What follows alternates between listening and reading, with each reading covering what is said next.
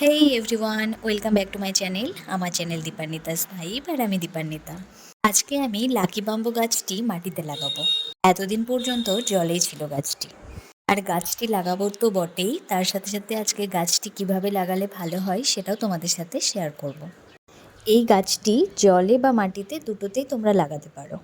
গাছটি কম আলোতেই টিকে থাকতে পারে। তাই বলে যে গাছটি উজ্জ্বল আলো পছন্দ করে না সেটা নয়, উজ্জ্বল আলো পছন্দ করে। তোমাদের ইচ্ছে মতো তোমরা জলেও লাগাতে পারো, আবার তোমাদের যদি মনে হয় যে তোমরা টবে মাটিতে লাগাবে সেটাও লাগাতে পারো।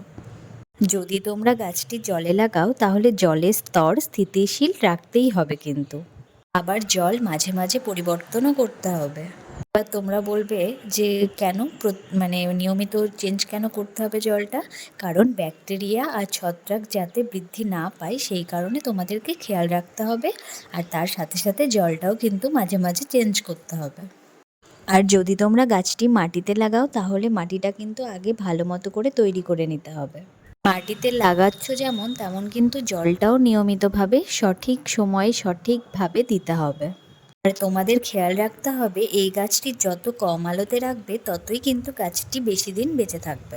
কিন্তু মাঝে মাঝে তোমাদেরকে উজ্জ্বল আলোও দিতে হবে। তোমাদের মাথায় রাখতে হবে যে যদি তোমরা জলে লাগাও তাহলে 2 সপ্তাহ অন্তর অন্তর কিন্তু তোমাদের জল পরিবর্তন করতেই হবে। তোমাদের যদি আরও কিছু জানার থাকে তাহলে আমাকে কমেন্ট করো, আমি তোমাদেরকে আরও একটি ভিডিওতে জানিয়ে দেবো।